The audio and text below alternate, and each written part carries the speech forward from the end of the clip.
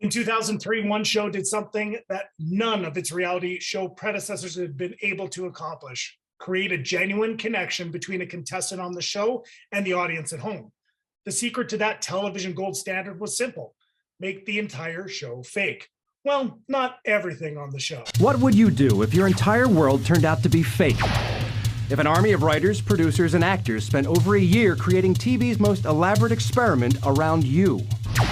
If they plotted your every move, recorded it 24 hours a day, and put it on national television? Well, that's exactly what happened to this guy. Meet Matt Kennedy Gould, one real guy competing for $100,000 on a reality show that he doesn't know is fake. Starring 9 actors: Melissa Yvonne Lewis as Ashley, the rich bitch; David Hornsby as Hutch, the asshole; Angela Dodson as Molly, the virgin; Franklin Jones as Earl, the veteran; Nikki Davis as Gina, the schemer; Lance Crawl as Kip, the gay guy; Brian Keith Etheridge as Brian, the buddy; Kristen Wiig as Dr. Pat, the quack; and me, Ralph Garman, as the smarmy host. All performing for the one guy who thinks it's real. This place is fucking starting to drive me crazy. This is the Joe Schmo Show. Joining us today is the legendary host of Hollywood Babylon and the Ralph Report, and of course, our guide through the Joe Schmo Show, Mr. Ralph Garman. First off, Ralph, I want to say what a pleasure it is to talk to you regarding Joe Schmo. Thanks for asking. It's always a pleasure to talk about this show because those of us who worked on it for all three seasons, very, very proud of this show. Walk us through your experience before the show. How did you become to be cast as the fictional version of yourself? I was doing a morning radio show here in Los Angeles, and the production company that did season 1, at least with Spike TV, was called Stone Stanley, and they had already had a relationship with several personalities who had come out of the same show. They were doing the Man Show with Jimmy Kimmel and Adam Carolla. So they were familiar with the morning show, and they liked what I did on it. So they brought me in to have an interview to see if it'd be something that I might be interested in. And so I was only a couple years into morning radio at the time. Started off as an actor and improviser and sketch comedian. And I had gotten other offers before, not offers, but interest from people for me to host game shows and things like that. And I never was really interested in hosting anything which would amount to me just reading off a cue card, you know. Nothing wrong with that, but it just something which didn't really appeal to me, at least at the time. So they brought me in for a meeting, and I went in begrudgingly because I heard it was a host's job. And they said, we can't talk about it on the phone, but we'd like to talk to you about it in person if you'd come into the office. So I said, yeah, let's do that. I'll go in just to see what's going on. And that's when they explained to me the concept. And I said, oh, this is not just another hosting job. This is something that's very exciting and interesting. And I'd never seen it done before. Today, you spent some time physically assaulting your opponents. You're not dressed like you're working a fucking kid's birthday party. When Ralph first came out in that bee costume, it was a little bit hard to keep it together. He was obviously disgusted. I will talk to the producers, and I will thank them, because now I don't have to wonder what the low rung of my career is going to be anymore. Unless I get into gay porn, this is it. It was amazing for its day, especially because it just ripped on every single one of the reality TV tropes. In season 1, there were a few. In season 2, it got to be ridiculous at how much they were just attacking reality television. And that was the basis of the show. So it was just a awesome concept. Looking back at the cast for at least well, I guess all 3 seasons, looking back at the cast through the lens of 2021, are you surprised at the amount of talent that was on the show? Not surprised at all. In fact, when we were shooting, it was very apparent each of the seasons that there were amazing comic talents on that show, and also amazing actors, because, you know, as you know, we were given premises and sort of bullet points and where we wanted the story ideally to go in dealing with the real schmoes, if you will, the real people who were on the show, which wasn't always a guarantee because you couldn't factor in how they were going to react to stuff.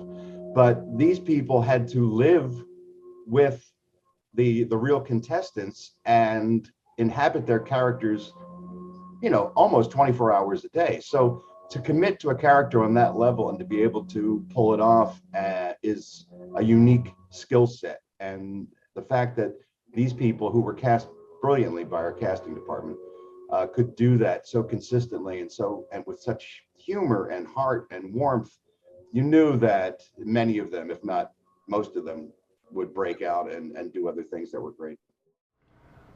Wait, which ones did you think were The mine? fishing. Those were yours. Those were yours. He just went white. I mean, he knew that he just kind of blew it, and there was this awkward silence. Yeah, I blew it. I blew it the first day within the first 2 hours. Yeah, weren't they? Yeah. The ones with the fish? I had just totally forgotten that the underwear were mine. Earl is actually the real owner of the fish boxers. The actor that played Earl had a very famous blunder they spent a lot of time on the show, and of course Matt didn't seem to catch on to it, and Kristen Wiig was right on top of it. Yeah, the green ones with the Yours was the blue Santa ones with Claus the that had fish. Yours were the fishing ones. No. You're no. mixing up the Santa with the fishes. You're thinking the Santa ones had fish. Well, I don't on have them. my contacts or glasses in. Those weren't fish. No, they with were Santa Claus elves. hats. You had the blue one with the big fish in the front. We fixed it, but it didn't make any sense. I'm surprised that he fell for it. She just covered brilliantly. Was there ever a time where you thought that you had made a mistake similar to in the vein of Earl? I didn't have that much pressure, unlike the other cast members, because they were having casual conversations with him over meals and things, and even the stuff that you didn't see on the show didn't make it in the edit. I mean, constantly they were having to be on guard and be aware of what they were saying and what they were doing. When I would show up, usually my stuff was pretty straightforward. I was either explaining the rules of a challenge, or I was specifically in there sort of to steer the show in a certain direction in terms of the narrative. So I didn't have as much interaction with, like, say, Matt in the first season that these other guys did. So I didn't have as many chances to screw up as they did. So I was lucky that way. But I think I screwed up a challenge in season 2 where it was supposed to be a blindfolded challenge, and you were supposed to be able to judge whose meal had been made in which box or something by tasting it. And I think I accidentally said the name of the person who was holding the box. I said, all right, test this meal now. And I said the person's name, and everybody sort of flipped out. Just stick your face right in that box. There you go. There you go.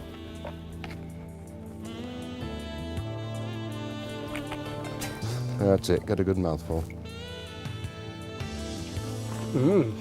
All right. Got a good taste Crunchy of and that? fresh. All right. Good taste of that. Good. All right. Cammy, back you go. Derek gives away the first person's name. He says, Cammy, step back in line. I saw Ingrid shoot a look over. Legitimately, having watched the show multiple times, I thought that was scripted. I thought that the purpose of it was to let them know that, oh, this is Cammy, and that's why you're doing it. So You're very generous, but no, that was not the case at all. It's just I screwed up. Actually, a lot of people thought that didn't think that you screwed up. They actually thought it was on purpose. They said it's funny that Ralph did that on purpose. Yeah, so it was really funny. Was it harder in the second season and in the third season when you weren't playing yourself, or you actually had to become a character? That was more fun for me. That wasn't harder at all. That was more enjoyable. And it was funny. The first season was such a surprise. And in terms of basic cable, it was a pretty big hit. The numbers were really good, and it was getting a lot of buzz and a lot of attention in the press. So immediately Spike TV said, we want to do a second season. And so the guys came back to me, Rhett and Paul, who were our creators, who of course later went on to bigger and better things like Deadpool and Zombieland and things like that. But they came to me and said, we want to do another one, but we only will do it if you come back and host again. And I said, okay, I'll only do it if I get to play a character, because I was kind of jealous of the other kids who were out there in the sandbox goofing around, whether it was, Lance Crawl playing Kip, and he had this amazing character with the accent and everything. I was so jealous of what they were getting to do. I said, I'll come back, but we have to reinvent the host. And then when season 3 years later came around again, I said the same thing. I said, I'll do it, but let's come up with a character for me to play. Well, and at that point, you got to imagine that, you've become, you were just getting into acting. I guess at that time you had done a few projects before, but you weren't a part of the zeitgeist. And had you come back as Ralph Garman, I think people might have clued in as to that fact, just especially in the third season after 10 years basically removed from the original series. That was a concern, especially in between seasons 1 and 2, that because we had a fair size hit on our hands, they were concerned that once they got the next schmoes on set, they may recognize me from the first season. So it was in everybody's best interest to dye my hair and put the fake teeth in and do the British accent and everything, just to really make sure that I wasn't recognizable. How do you enjoy those teeth? In talking to Star Trek people, they hate their fake teeth. I lucked out. We had an amazing theatrical dentist, person who just makes appliances, and they did a great fit for me, and they were really, really comfortable. The blue contacts were more annoying for me than the teeth were, but they added the pressure of having to keep the accent up and do that kind of stuff. And it was fun. One day on the set early on, we had a crew member who was British, and I would only talk to, when I was around him, I would only use the accent to see, whether he called me on my bullshit or not, because he didn't know who I was. And he actually said to one of the producers, he was like, "Oh, this guy's really posh. He's using, he must be from a private school background or something." So he actually bought it. He thought I was actually a countryman. So that made me feel good. See, and you're the man of 62 voices. So that's right. So out of all 3 seasons, what moment stands out to you that it's just, you think of the show and the first moment you think of is what? In season 1, it's the reveal, obviously. My name's not the Hutch. My name is David Hornsby. And I'm an actor. I live in Los Angeles. You kidding me? You have ruined this whole show. Well, don't blame me. Ask him. Ask me what? What about him? I don't know what you're talking about. Please.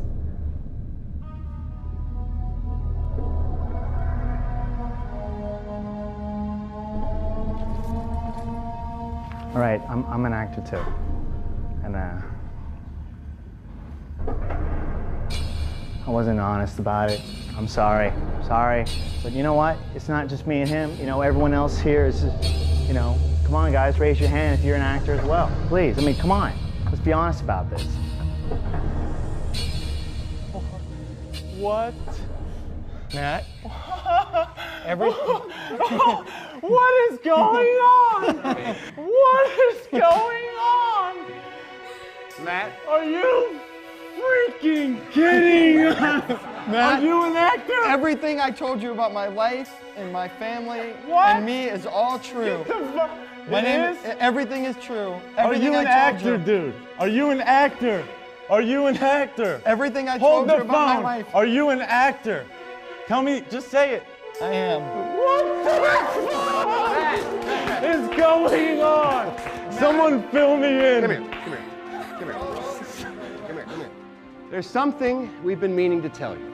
What's that?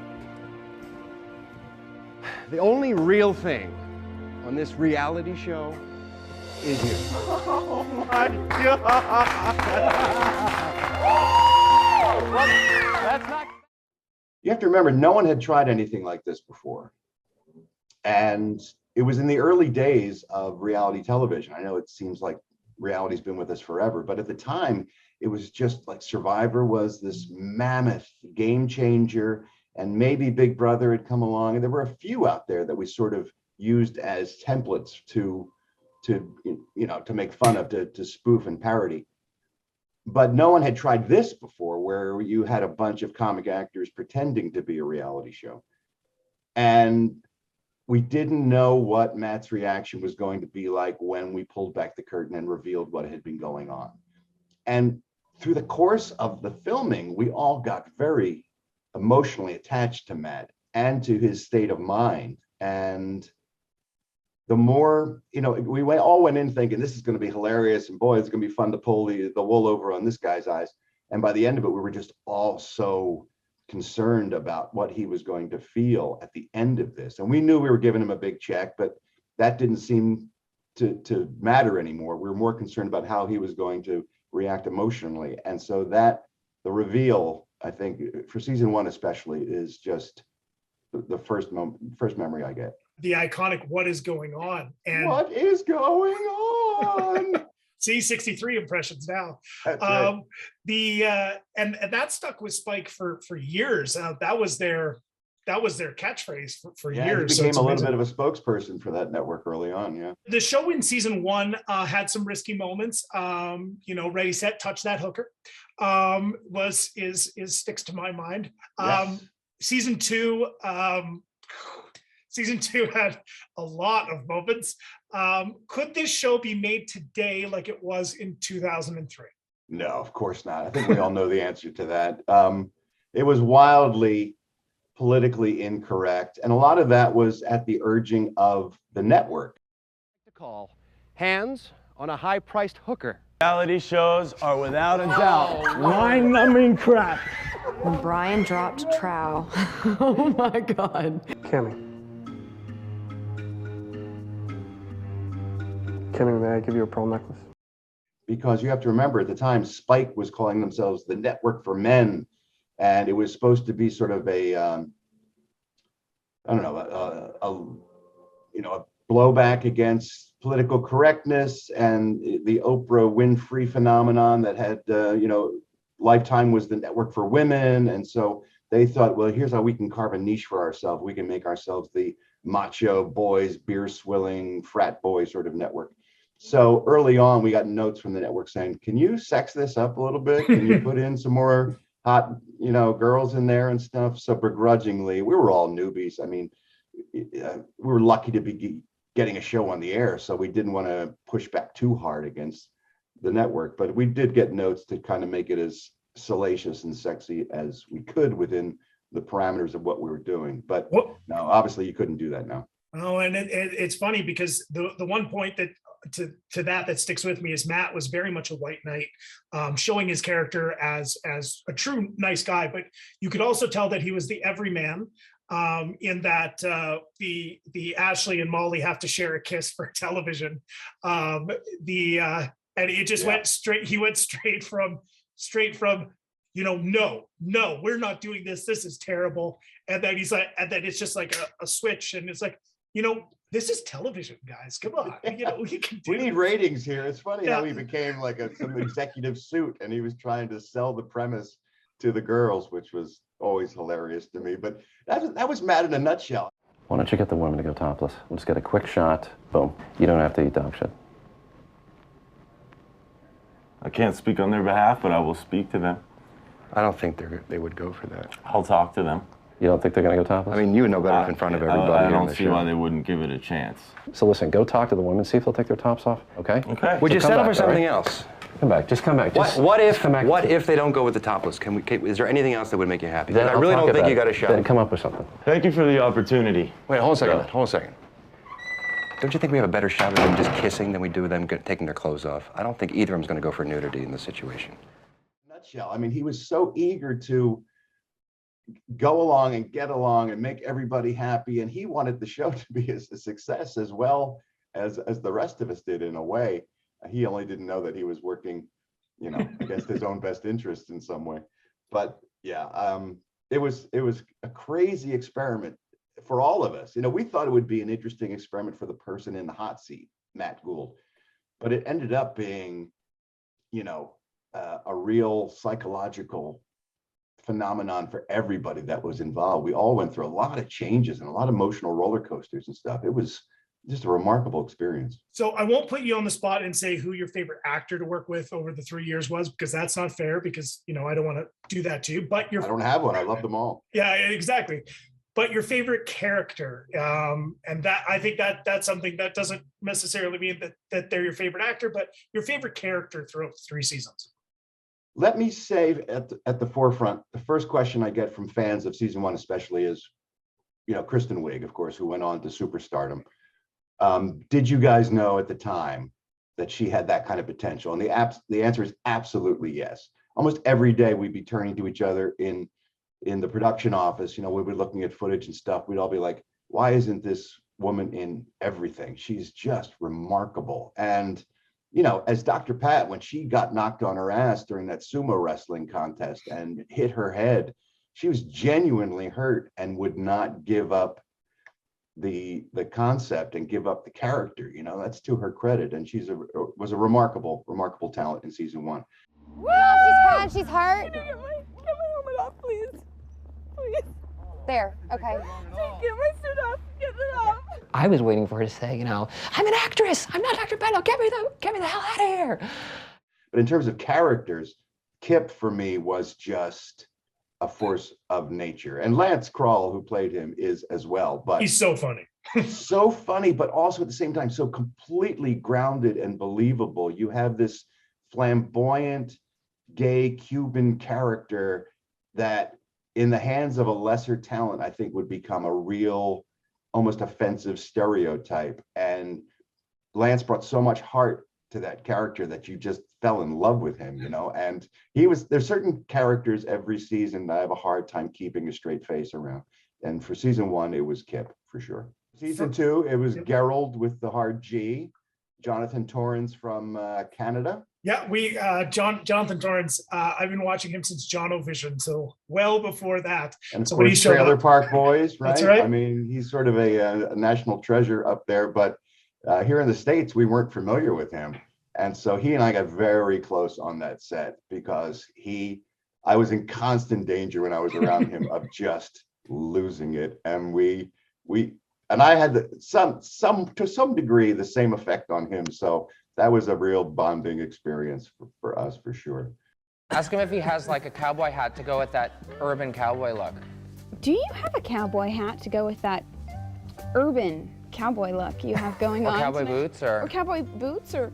No, I kind of have a limited wardrobe, you know, like. Well, tell him it fits in all the right places. You know what? It fits in all the right places. And put your hands on his forearm. Can I touch your forearm? And say, whoa, gear down, big trucker. Look at you, you little tank. And then in season 3, God, there's so many funny people in that last season. I have to think. I think it would have to be Carly and Mr. Wentworth and Stan the interpreter. I mean, just such an outlandish, ridiculous concept and character that it was really everybody pushing the envelope, even for our show, to make that believable. So that was always fun. You look at someone like Lance Kroll, who's become a phenomenal writer. Yeah. And so is it something that Hornsby too? Hornsby's been Hornsby. all over. Funny. It's always funny in Philadelphia, and he's just a massive talent. Rickety Cricket is by far one of the funniest little characters that just pops up throughout the entirety of that show. I agree. Just talent across the board. You know, we had just not to interrupt you or No, go ahead. go off on a tangent, but we had a near miss, an opportunity for us all to work together again shortly after season 1, where Lance and Hornsby put together a show called The Other Mall, and we got to do a pilot presentation. It was about a failing privately owned mall in middle of America that has this super mall open up right down the street. And I was the son of the original owner, and Hornsby was coming in to be the new manager, and Lance was running a restaurant at the food court, and Kristen Wiig at the time was also with us. She was running all the kiosks. She would have a kiosk in the center of the mall that she would change on an almost weekly basis because it kept failing. And it was another improv comedy thing, and it was so funny. And we never got any traction on that. But to get a chance to work with those guys all over again was just heaven. Well, and it's too bad that nobody in a small mall anywhere in America knows what that's like, because that doesn't happen ever at all. Yeah, right. A real situational comedy. So Exactly. It works out. What was Matt like to work with? Obviously, we see the edited version of Matt, and by all accounts, he is exactly as he's portrayed on the edit. But what's he like behind the scenes? Yeah, Matt was, well, like you said, what you saw was what you got with Matt. If anything, he was almost sweeter and kinder in total than just the portions you saw on the show. And that's what really, I mean, one of the reasons he was cast was for that quality. We wanted the audience to love this guy and root for him. But I don't think any of us knew going in how emotionally sensitive he was too. See, again, this was a new concept and a new experiment, and we didn't really think about all of the permutations of what this experience would be like, because beyond the pressure of being on a television show for a newbie who had never been on television before, these people were basically quarantined and sequestered in this one house for weeks with only each other to deal with. And that alone will screw with your head. So the bonds that he created with fictional characters, not knowing they were fictional, thinking these were real events happening in his life, was a real test. I mean, anybody would have a hard time going up against that. And he just handled it with a lot of grace and heart and kindness. He almost always made the right choice at every turn, which was just amazing to see. Enjoy this fetching plate of canine feces. No. Oh, man. No. Oh, my God. You know what? No way. Fuck that, man. That's not right. Wait. Time out. That is fucking ridiculous. And he didn't eat dog shit. He would not eat dog shit. Yeah, that's important. I think the most endearing moment, there's a lot in that first season, but the most endearing moment obviously has to be Kiss the Ugly Frog in the hot tub. Well, dude, I think that America will agree with me and what everyone said here, that, they're going to say, dude, you're a good guy. And I think you're a good guy, and I think everyone will think that. Thank you. You're welcome, dude. I don't think you have any idea how you present yourself. It's amazing. I think we're all blown away by who you are. Thank you very much. When I first seen you, met you, and listened to you, I just thought, what a suck ass. This dude will kiss everybody's ass to win this $100,000. And then I stayed with you one night or two nights, whatever the hell it was. And that's who you are. You're just a sincere human being. I can't top that, but I can honestly say, you're my best friend here. And I hope you guys all know I love all you guys too. But, so thanks. I'm stoked that you made it, man. I was happy to see you. Matt, I think that you're a very special person. I think that there is something special. I don't know what. I mean, I just think that there's something special. Thank you. I think Ashley's been nothing but nice and sweet to me. Kiss the Ugly Frog was the perfect ending to one of the best days of my life. It was awesome to be able to see characters drop their guard a little bit, to be able to show their personal side. So the fact that was left in there, I think was television gold. So bravo to the team behind the scenes. The actors and the characters would start to morph a little bit. You would find actors exposing parts of their true selves through the character in these conversations, because eventually, like with Matt, once you start living with people like this, it creates a weird dynamic and a different kind of bond. So it was, again, something, everybody learned something from it. Second season, it was Tim, Ingrid, and Amanda. Yes. So then this comes from the comments of the YouTube. Everyone says, oh, they were being sexist to Ingrid because here was a powerful woman that they hated because she was smart and powerful. And I jumped to the defense. I said, no.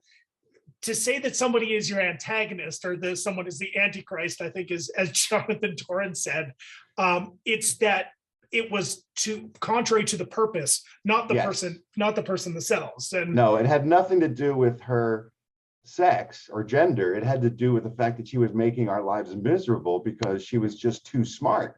And she kept figuring stuff out that she wasn't allowed to figure out, or else the house of cards would come tumbling down. I mean, that's what you have to realize, the pressure that's on us. And we discovered this in season 1, is that the whole thing is so precarious. One screw up can literally bring the whole thing crashing down. And we're talking about a lot of money and a lot of man hours and a lot of talented people being involved, but it could collapse on you at any moment. That was the tightrope we were walking all the time. And that was an enormous pressure to have to deal with. So in season 2, we upped the ante. We brought 2 people in. we upped the ante emotionally by making it a show about romance, which in retrospect may have been a poor decision, because I think people started to develop real feelings for these characters and stuff. I mean, on the set, and that got to be a little bit dicey for us, feeling, I don't know, kind of gross about ourselves, that we made people sort of get crushes on other people. We didn't want anyone's feelings to get hurt ever on the show. That was never our intention.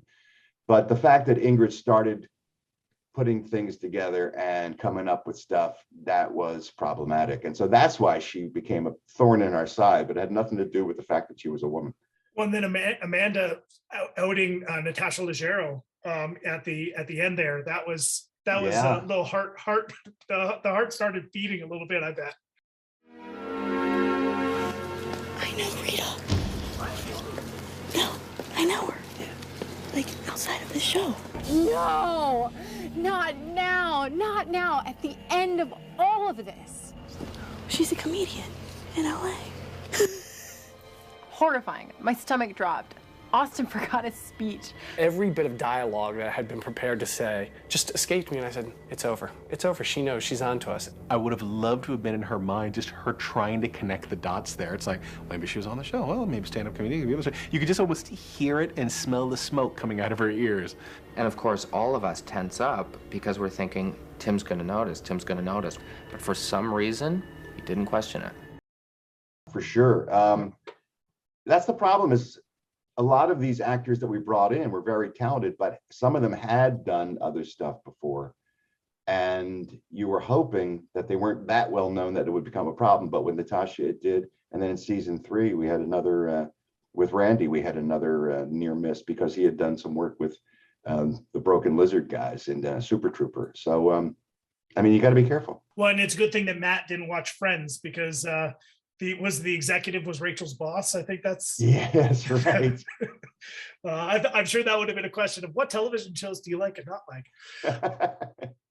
If the show were to have a 4th season, if they could greenlight the concept again, would you want to be involved on screen or off? Both. I would do it again for sure. They're enormously fun to do, largely because of the stakes. Because, you know, as I mentioned, it can just go wrong at any moment. There's a certain gambler side to me that enjoys that excitement, that it really focuses you. The fear focuses you in on the job, because you have that, you're living with that all the time. And when it does go right, boy, it's just an enormous release, and you just celebrate so hard because you pulled it off, you know. And that was fun about season 3 too. Everything just sort of went so beautifully. But if there was a 4th, yeah, absolutely, I'd be involved.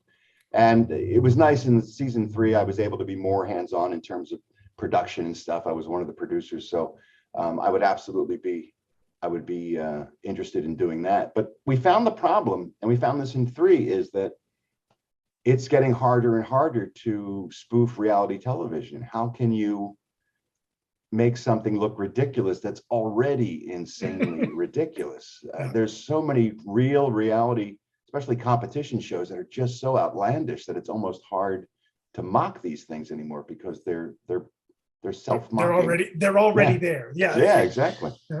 Did you ever see something that appeared in one of the seasons actually appear? I don't know if you're a fan of reality TV show or other reality TV shows, but did you ever see a concept that it's like, you know, I'm pretty sure that Joe Schmo did that first? Nothing leaps to mind. I mean, certainly I've seen reality get more salacious. I mean, they really took us to task for some of the things we did in season 1 in terms of being sexist and stuff like that. And then I look at, you know, Love Island or Temptation Island or Bachelor in Paradise or some of these things that have come along since, and it seems much worse to me, but I guess that's the nature of the beast. That's how it evolves, right? Yeah. And you the show kind of hit it on the head in season 2 with the blackout ceremony. And I thought that many people could have taken that the wrong way. And it wasn't the show that you were commenting that, you know, obviously that we need to get all the people of color out, but it was more of, this is what happens on reality TV shows. It's just, yes. Yeah. That was our pointed comment on the fact that in The Bachelor and Bachelorette specifically, almost invariably, the people of color would go home early on in the season. And it was something that they had to deal with themselves and had to rectify further down the road. But we called them out on it early because we kept saying, I feel so bad for these people, because it's like wearing a red shirt on Star Trek. You know that you're not going to survive the landing party when you go down. And yeah, so that was not us doing that. You're absolutely right. That was a comment on the real reality of television. If you can't see the faces of any suitor in any of the pictures, then you should give them a black ball and send them home. Austin, you may now present your black balls.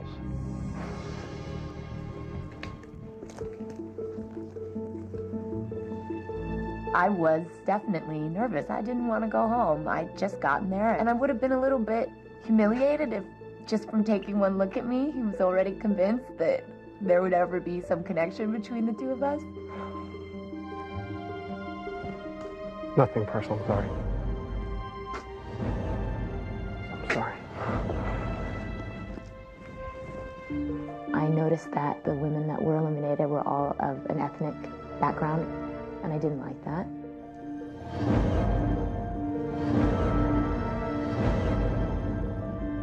Very well.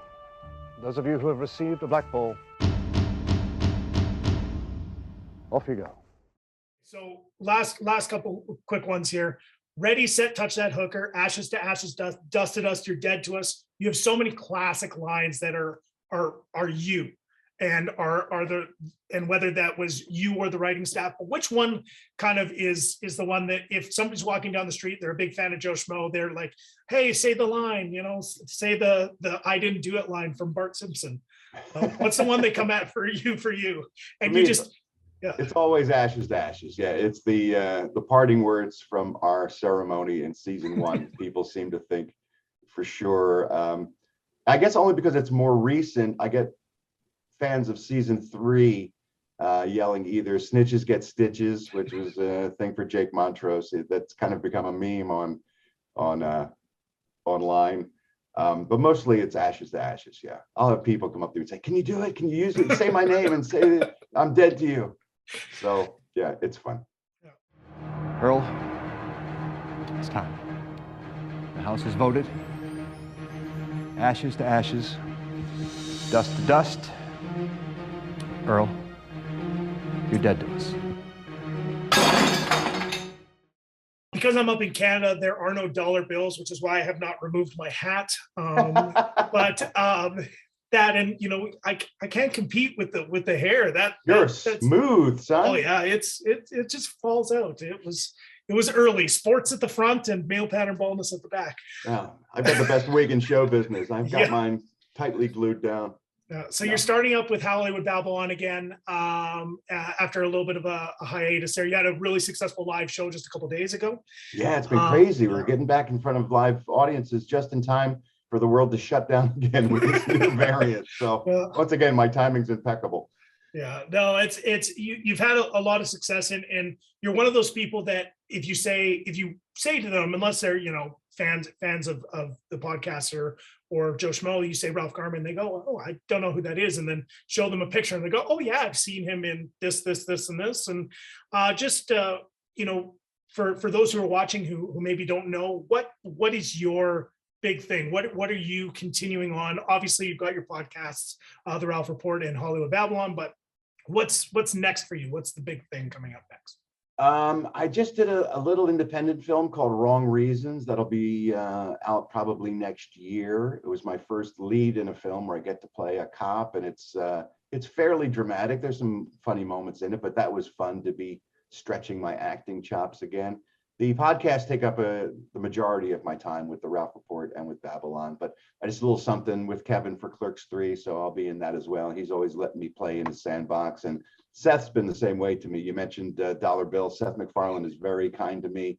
I've been doing Family Guy with him now almost for as long as Family Guy's been on the air, so we have a great relationship. And when he put me in Ted as Ted's...